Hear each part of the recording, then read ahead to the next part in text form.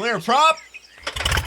Tower 73, Yankee number 2, following twin traffic, 3 mile final, clear passenger. 1 Charlie Bravo, makes straight in runway 25, join 4 mile final. This is Behind the Prop with United Flight Systems owner and licensed pilot Bobby Doss and his co-host, Major Airline Captain and Designated Pilot Examiner Wally Mulhern.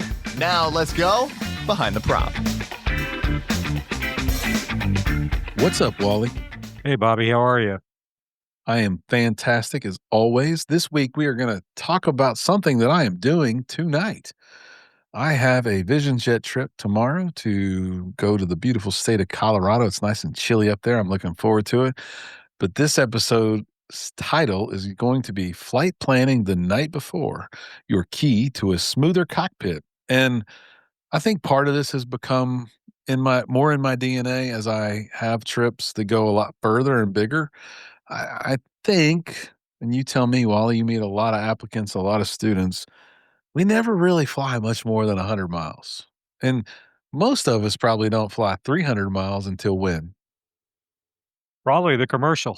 The commercial requirement. And Yeah. that's because 300 miles is very expensive and we only want to do it once if we can. Right. And so that's the first time we probably all cross state lines and go to some airport we've never been to with our instructor. And that's a real challenge. And that's why it's a requirement in the commercial. But, you get in even a small jet, you can go a long way really quick. And in a small jet, you're probably going to have a fuel stop. So it's really interesting, all the things that I've learned flying the Vision Jet.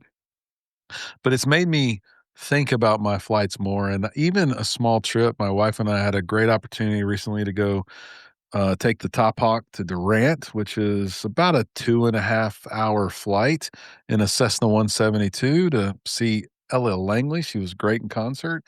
And that trip, again, long trip. You want to plan for that a little bit more in advance. You want to think a little bit more. You probably think a little bit more about diversions and where am I going to go from an alternate perspective? What's the weather doing? TFRs. A lot of times if there's a TFR in your local area, you know about it. Either a president's going to be there, or a vice president, or there's a baseball game. So you kind of know those things. But interestingly enough, we were impacted by the TFR for the Red River Showdown, which happens once a year, big deal. And here we are, we're going almost right across that. And I was like, whoa, I Yeah. need to know about that. Like, I might be able to go over it or around it or something, but that's a big deal. That's a big circle, right? There's a ex-president that lives out there somewhere that there's a TFR. I'd hate to accidentally noodle around his property too much and get in trouble, right? So, interesting to think about the approaches that I take now and even piston aircraft, probably from my learning in the Vision Jet. But what are your thoughts when you take your Saratoga or your new Cessna? What are your thoughts on this planning? Do you plan like a pro, or are you more like an applicant who maybe doesn't? What's your thought process on planning the night before? Well, first of all, I'm such a geek about this stuff that I love doing this. So, when we have flown up to Oshkosh, um, I start planning not the night before, but probably about 20 nights before. I mean, I plug it in and, the first thing I want to come up with an option, a fuel stop option, because I can't make it to Oshkosh nonstop in my Saratoga. So we got to make a fuel stop. So it's like, okay, let's pick a fuel stop. Now, I get a lot of applicants, and the cross countries that I give most applicants for a private and a commercial are about 500 miles. So unless they're in a very sporty airplane, it's probably going to require a fuel stop. Some applicants will do 2 or 3 fuel stops, which I can't call it wrong, but I do think it's a little bit over the top. I mean, they're making, 120-mile legs, and we're doing, 4 legs on a 500-mile trip, and I don't know, that seems a little excessive, but, and I always ask the applicant, "Why did you pick this place as a fuel stop?" and there's no wrong answer. It may be, well, they've got cheap fuel, or my grandmother lives in this town, or whatever.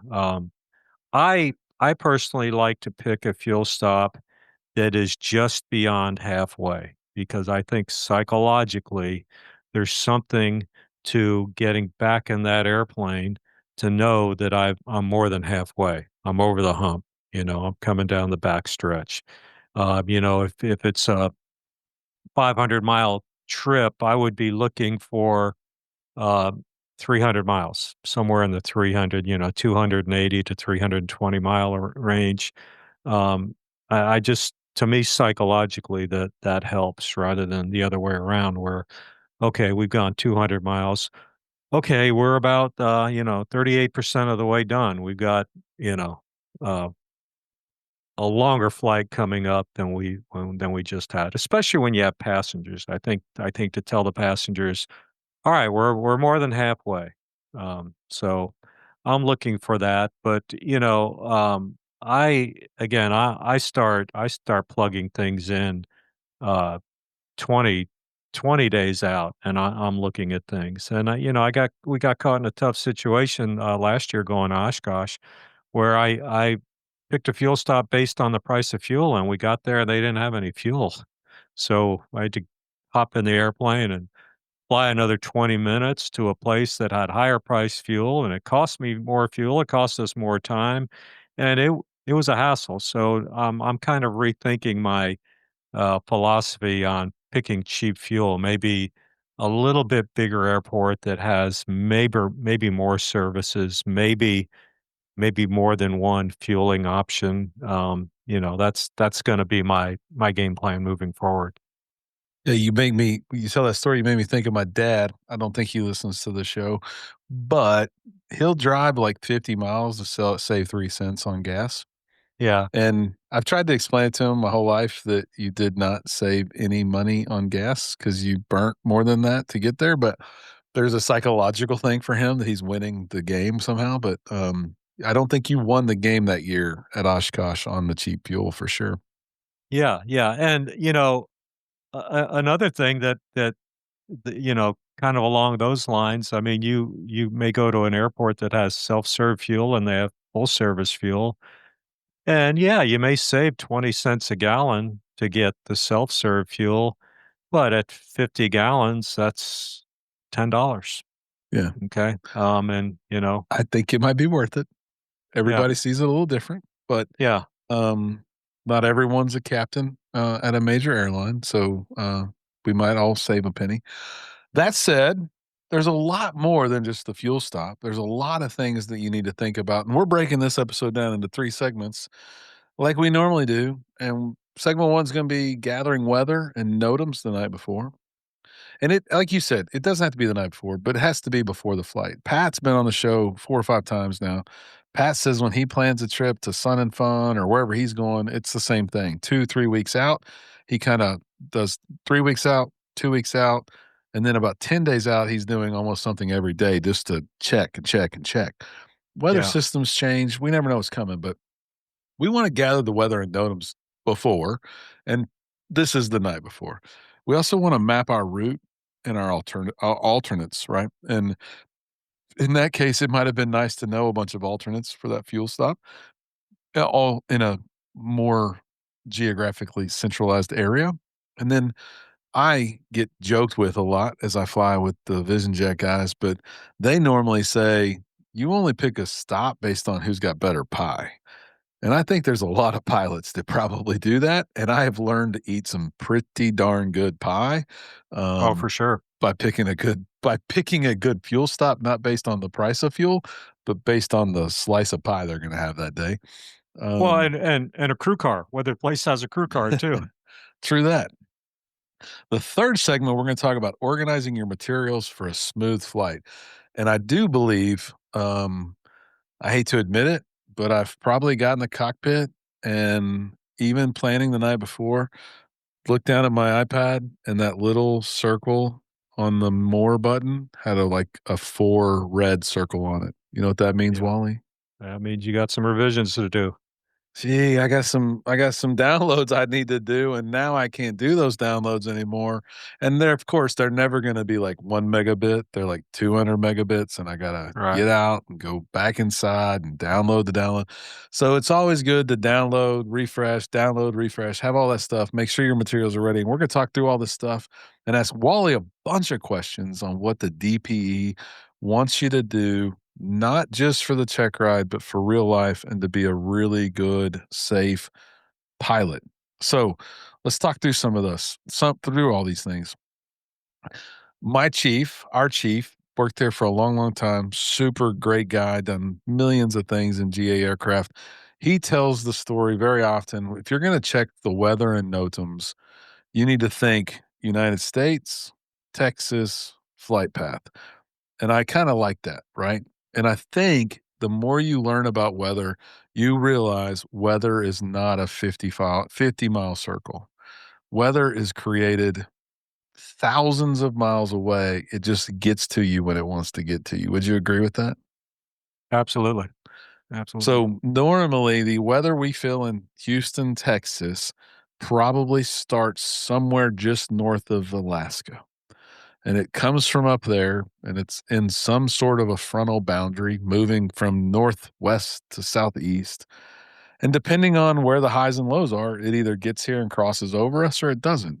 And man, when I was a private pilot, they told me that you needed to understand low and high weather systems. I was like, that's crazy. I'm never going to fly in the clouds. I'm never going to go out when it's bumpy. I just had this perception that it's never going to get to me. Right. I would assume a lot of student pilots feel that way. But it's not necessarily about what the front's gonna do to you today, although that has impacted me drastically on some flights. It's trying to help you plan. So if you're looking 3 weeks out and there's a really nasty storm in Alaska, it might be here in 3 weeks. It might change the day you get to leave to Oshkosh, and Right. that takes time to plan. If you have a work schedule, you got things, you got hotels, you got crew cars you're trying to get, you need to know these things. So big, broad picture first, and then narrow it down. If I got out of the United States and I got into Texas and I know I'm going to Oklahoma for a concert, my mind starts thinking TAFs first, right? Like I want the big airports with good weather information, giving me that terminal area forecast. But that only goes so far out. So I'm not going to see that 3 weeks out. I'm not going to know Right. what's coming that far out. But I know what the big weather front systems are going to do by the surface charts. Then I'm Right. gonna narrow this down further and further and further. Probably like 3 days before, I'm gonna look at TAFs, I'm gonna look at the current METARs. If there's bad weather northwest, I'm gonna look at the METARs up there. I'm not going up there, but I wanna know what that weather system's doing at those airports.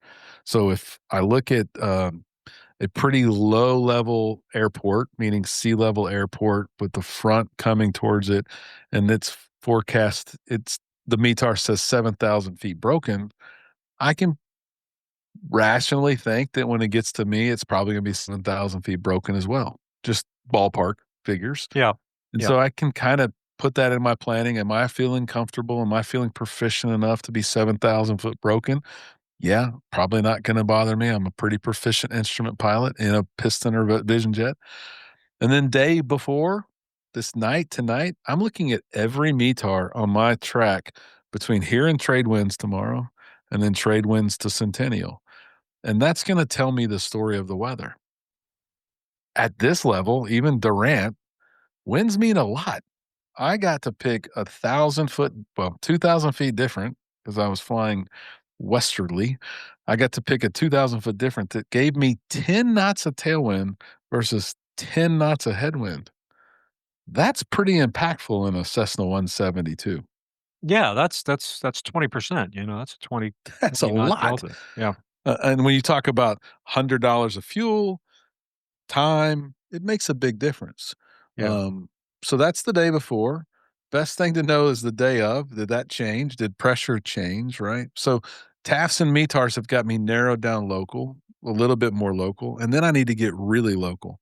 What do I care then? I really care about that TFR. Is it going to be while I'm flying through it or in that area? What about the METAR when I leave? What about the NOTAMs at the airport I'm leaving? What about the NOTAMs at the airport that I'm arriving at? What about communication stuff in between? And then I had passengers when we went to Durant. Probably my most precious package. It was my wife. Well, we're 50 plus. She might need to do something about halfway there. I want to know where I'm going to stop if she says I drank too much water and we need to land, right? So Uh, lots of really good options between here and Durant, but you don't want to mess with that TFR. You don't want to go to a military base on accident. Takes a little bit of forward thinking. You got to have that kind of planned out. So then you get more granular, more narrow. What resources are your go-to resources for this weather and NOTAMs gathering, Wally? well, I'm I'm a believer in ForeFlight, so, that's basically, what I use for my general aviation stuff. Now the airline stuff, we have another system that's, pretty involved, that gives us all that. I mean, we get a typical, 8-hour long-range flight. Our paperwork package is, about 150 pages of Wow. paperwork, yeah. And so let's just assume everybody doesn't have ForeFlight, and we're both fans. My daughter works at ForeFlight. We love ForeFlight, but SkyVector is a good resource. Pretty Yeah. cool little website that you can go into, put in the airport, see everything, put some layers on it. The chart supplement's going to have some information at it. You can look at that. But again, it's too easy and too convenient nowadays for us to just click some stuff in ForeFlight. Aviationweather.gov is fantastic. Some major updates in the last 18 months that have made it more modern. But those of us that use the classic version can't find what we used to be able to find. And I am a huge fan, and people don't use it enough. We don't always understand what computers are telling us, but man, if you go to 1-800-WX brief via phone or on the web, you're going to get some information. If you do it on the phone, you're going to get to talk to someone who's probably got a little bit more experience than you. And I don't think they're going to give you guidance, but they're going to ask you some questions maybe, or tell you something that you might not see on that chart that they might recognize as a problem. So please, please, please don't give up on the phone, and definitely call for a weather briefing if you are unsure at all. And if they sound unsure, you should become unsure for sure. So Yeah. section 1, DPE questions, Wally. Everyone likes to hear what a DPE's got to say. I'm kind of jealous. They like probably hearing you talk more than me. But what key weather insights do you want applicants to be able to explain during the check ride? Well, I mean, the first thing I ask the applicant, I'll say, okay, so for instance, all right, we're going to Atlanta, say, okay, where's our fuel stop? Or are we making a fuel stop? Today, I gave a check ride, and that's the destination I gave the applicant. And, so it was, okay, where are we going? And he told me the airport we were going to, and it was a airport out of Jackson, Mississippi. And I'd say, can we go? Will you go? And, it's amazing that, they may plan, Houston to Jackson, Mississippi at 7,500 feet, and, we get in there, and we realize we got a overcast layer at 6,500 feet, and they'll say, "Well, no, we can't go." And I'll say, "Why not?" He said, "Well, there's an overcast layer at 6,500 feet, and I had planned at 7,500 feet." And I say, "So we're gonna cancel the flight?" "Yeah, we're gonna have to." And I'm just it's a head scratcher that, it didn't occur to him that maybe we could go at 5,500 feet and make this flight. Um, but sometimes we get tunnel vision, and, there's just no way to get around that. I mean, if I'm driving to your flight school tomorrow, Bobby, for check rides, and Interstate 45 is closed, I'm gonna figure a way around it. And I'm not just gonna call you and say the interstate is closed. I can't be there.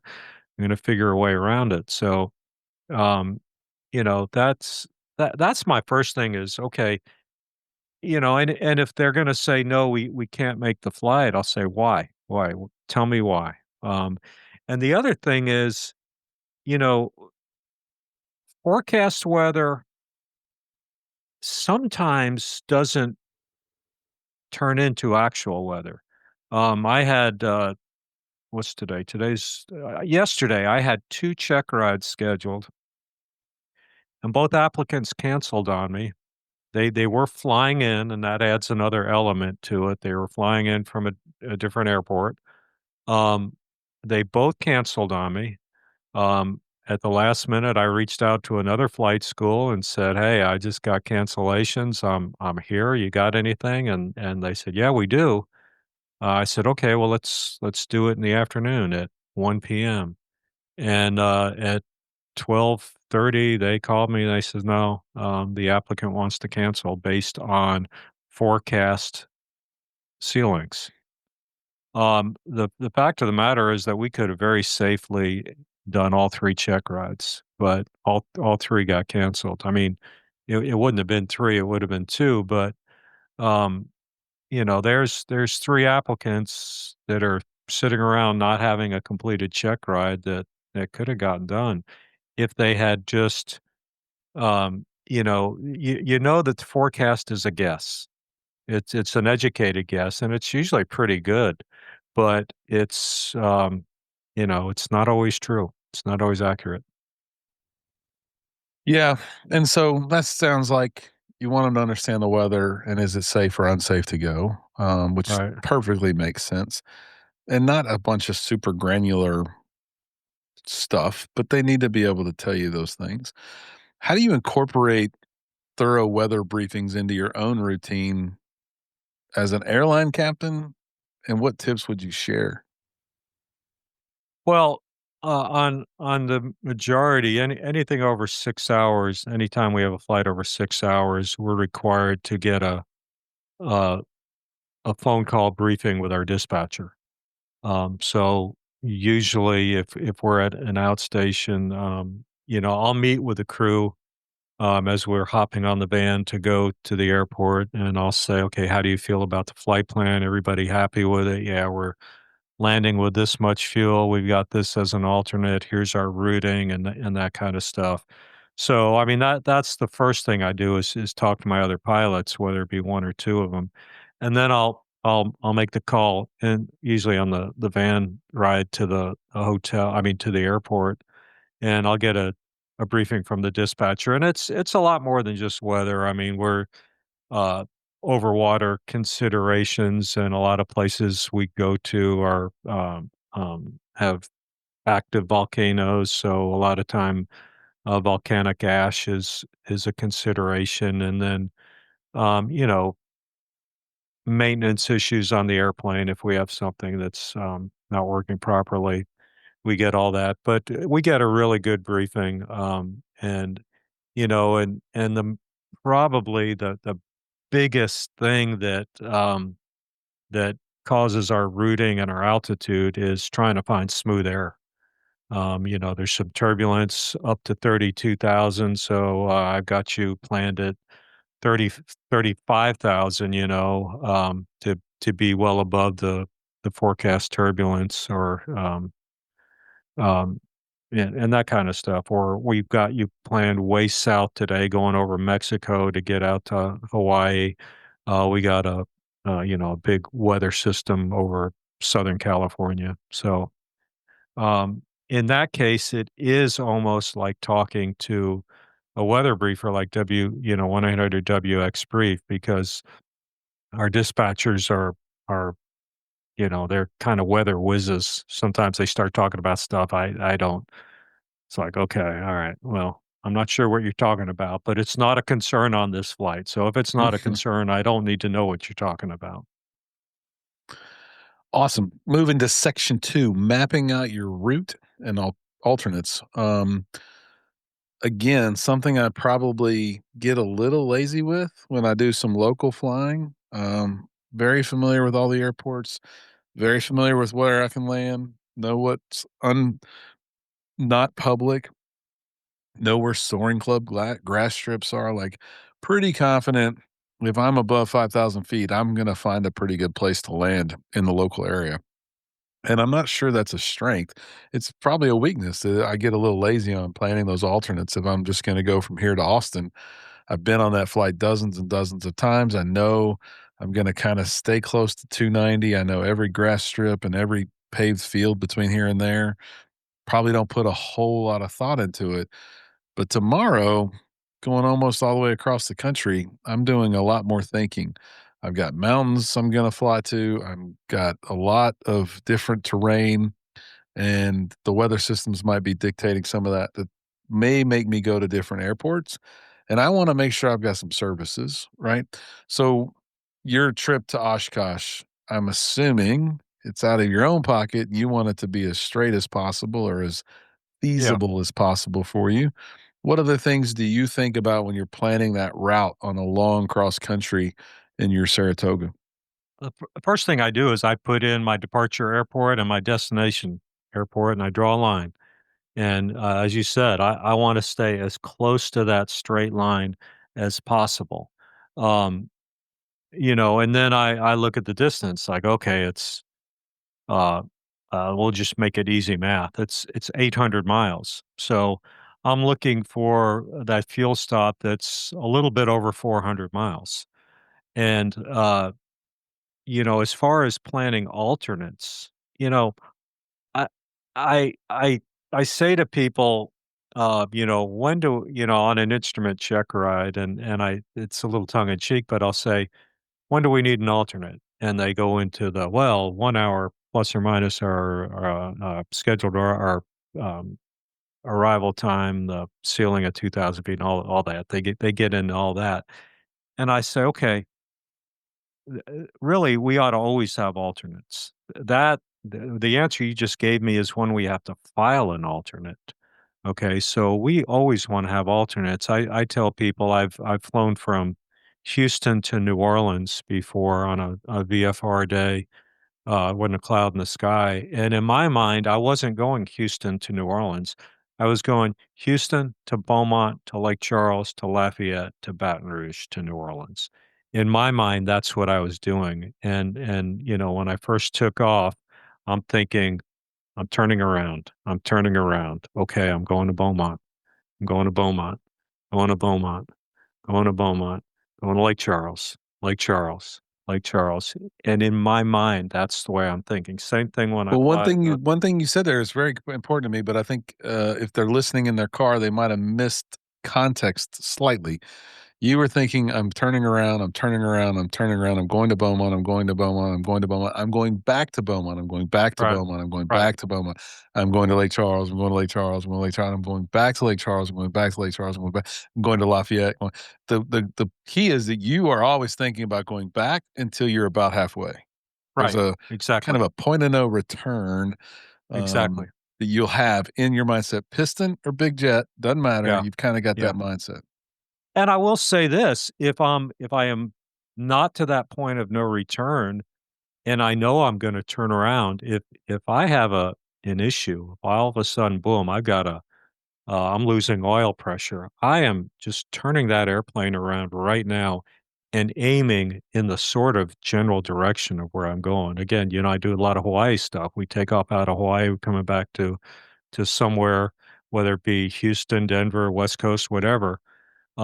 We have a defined, what we call a critical point, and it's basically the point of no return. It's if something happens before that, you're turning around. Well, um, you know, if we have a situation that happens before that, I'm turning that airplane around and I am aiming at the islands. I don't know if I'm going to Kona. I don't know if I'm going to Honolulu. I don't know if I'm going to Maui, but at least we're pointed in the right direction. Mhm. We're aiming in the right direction. So I kind of use that with flying little airplanes. And as far as picking my alternates, it really depends on what my destination airport is. So if I am going to a fuel stop, I'm gonna try to pick what I call a downline alternate. I'm gonna try to pick an alternate on the other side. And I'm never gonna cut my fuel so tight that it's really an issue. But if let's say I've picked my fuel stop for let's go back to the 800-mile trip. Let's say we just found one that's exactly halfway. I'm going to try to pick an alternate that's on the other side of that halfway point, farther down line. Um, and reason being is I don't want to have to backtrack. If I'm going to have to go to an alternate, let's at least be heading again in the same direction. Now, Mhm. going to my destination, it's almost just the opposite because this is I wanna land at this airport, and this is where I'm staying for 3 or 4 days. Well, um, you know, I probably wanna have an alternate on this side of it so that, usually when you have to divert to an alternate, probably more times than not, you know it before you get there. Yeah. Hey, the weather is there's a thunderstorm overhead, so let's stop here and save the fuel rather than go to it, then go past it, and then have to backtrack. Well, you've actually answered a few of my questions I was gonna ask you during this segment, about alternates and fuel thinking. I will ask you one question. From your experience, what's one piece of advice you'd give pilots about staying flexible with their route if the weather and other considerations change last minute? Oh, you gotta be very, very flexible with your routing because, on an instrument check ride, I'm gonna give people a new routing from what they filed for every time, and, we've covered this before, but, I tell the applicant, "Okay, you got a significantly different routing than what you had expected." And I say, "What are the 5 things that we need to consider?" And you know what they are. It's fuel, fuel, fuel, fuel, and fuel. How is this gonna affect all that? So from that standpoint, I mean, you don't wanna, uh, you know, pick your destination to where you're landing there with the bare minimums because you just never know. There could be all kinds of, reasons for, um, a different routing. And that's true. Even tomorrow, if the winds stay as forecasted and we have no issues, we can make it in one trip. It's gonna be a long trip. It might be uncomfortable. That might be a bladder problem. And there's just no reason to risk it. Like, no one gets a A plus or a gold star for proving that they were right and they landed with 31 minutes of fuel on a clear day, right? Right, right. It just doesn't make much sense to take that 30-minute break and make sure that the 5 most important things have been solved when Yeah, you know you can solve it. When you yeah, get there and you can't solve it, that's a terrible thing. yeah, So let's yeah, wrap the 3rd section up with what we're gonna organize your materials for a smooth flight. And I think it's kinda crazy. I have on a checklist on my counter right now, get my flight bag ready. It sounds silly. I'm in a jet. We have plenty of room, but I want my materials ready. I wanna know that my flashlight has got a good battery in it. I wanna know that my mini flashlight that I'm gonna use during pre-flight to check the pitot static ports and the pitot tube, the static ports, and all the other things. Oil's really critical on a VisionJet. There's a little door. It's dark in there. You gotta see that oil in there. I need a flashlight. I wanna make sure all that's ready. I wanna make sure my documents are aligned. I don't fly that regularly, definitely not every day. You probably have your pilot certificates and medical in your wallet. yeah. I don't have them in my wallet because I don't fly every day, but I better have them tomorrow because I don't wanna Right, not have them. So, I gotta right. get all that kinda organized, and Yeah, I think we should do a show on what's in your flight bag for everybody, but my electronic flight bag for flight needs to be up to date, my iPad needs to be charged, my backup batteries need to be there, all my checklists, my quick reference. I've flown a bunch of piston planes since the last time I flew the Vision Jet. I need to go through my minimums and all the things that are going to be critical to my flight tomorrow need to be thought about and figured and configured tonight. yeah, I'll go through some VSTPs. I'll go through some performance stuff tonight. I'll go through it again tomorrow. Obviously, I'll recheck all the weather and stuff. What are your thoughts around organizing the materials you're gonna take with you for a smooth flight, Wally? Yeah, well, you know, And the real truth be told, do you take a sectional that's not expired? no. Okay. You heard it here first, people. Yeah, yeah.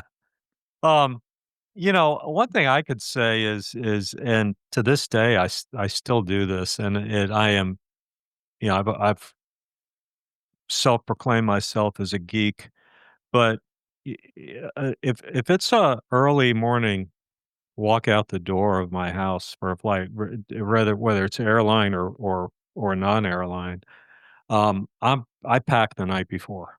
My suitcase is out and it is packed and ready to go the night before. And I say early, I says if I'm leaving before 10 in the morning, my suitcase is packed. One thing I do, especially with my airline iPad, because we have all the updates. We have our weather app that updates. We have our airline, all our manuals, plus our Jepson, our approach plates that update. So the night before, that iPad comes out of my bag, gets plugged in to make sure it's charged. All the updates happened and it sits right on the breakfast table, right where I go and I drink my coffee. So the next morning, I sit down and I have a cup of coffee. There's my United Airlines iPad, hopefully uh, all updated. Now, there are times where you update it and then the next morning you go, oh, well, here's another update. Well, the good news is that it's usually a smaller update. So it usually is not a big problem to go ahead and update that. But, um, I my airline flight bag remains the same. I mean, nothing ever gets taken out of there. I do have some, behind the prop notepads that I keep on my yoke clip that I write all my notes on, and then when I get done with a flight, I tear away the sheet that I use, and I leave it in the airplane for the next guy, Mm, so nice little marketing, I like advertisement it. there. Yeah, in fact, the other day, we got to, I don't even know where, I think it was Hawaii, and my first officer came out of the flight deck, and he goes, "Oh, hey, you left your notepad," and I go, "No, no, that stays, that's marketing." So, um, but yeah, so my bag stays the same, and I this is kind of a little funny thing. I found something great that I just added to my flight bag. You can buy these little bitty, and I don't even know how many ounces are in there, but it's like a half ounce bottle of hot sauce. And so I found them on Amazon. I bought like 50 of them, and so that goes in my flight bag now. So And anyway. I'm assuming that's to make your crew meal better? Oh yeah, yeah. Well, hot sauce is good on anything, even if There it's you if go. you find a Chick-fil-A, it's good on there. But Well, that you just took my last tip was what's your one organizational tip to make your pilot experience better overall? I guess that's the hot sauce tip. Um, what This is my last question, and then we'll wrap up the show. When you see a candidate preparing for a check ride, how important is it to you for them to have some organization in the cockpit? it's huge. I can't tell you how many times we we get in the airplane and we may be en route and they have to they're crawling over things trying to find maybe their navlog, maybe it is a paper sectional. They're trying to find something in the back, Mm, or it's and this is a big part of my briefing now is that I explain to the applicant that I do not have a view limiting device. So it's on them to bring it. And occasionally there's one flight school and the applicants always say to me, "Well, there should be one in the airplane." And I say, "Okay, I'm just letting you know I do not have one. And if we get out there and it's time to put on the view limiting device and we can't find one, the check ride will not get finished. And oh, by the way, it's 2 months before I have another opening," which that's a little stretch. So that's not really the case. But Yeah, that's a pretty important piece if you're gonna take a check ride, for sure. I've heard horror stories of that, and I'm And sitting here I will thinking say, maybe I should just put one on the clipboard for every check ride just to make everybody yeah, for sure have it. there are some examiners that will unset an applicant. They'll say, "Hey, you didn't come prepared." Yeah. All right, everybody. Hopefully, this episode of Flight Planning the Night Before, your key to a smoother cockpit, was valuable and you learned something and you take something away from it. My call to action for you is start planning the night before. Whether you're flying 30 miles or 300 miles or 3,000 miles, you are going to benefit from taking on the work the night before and really being prepared. We encourage every one of you to share your experiences and ask us questions and share your thoughts on new episodes on any of our social platforms. Please leave us a review if you think we're doing good work. And as always, stay behind the prop and fly safely. Thanks for checking out the Behind the Prop podcast. Be sure to click subscribe and check us out online at BehindTheProp.com. Behind the Prop is recorded in Houston, Texas. Creator and host is Bobby Doss. Co-host is Wally Mulhern. The show is for entertainment purposes only and is not meant to replace actual flight instruction. Thanks for listening, and remember, fly safe.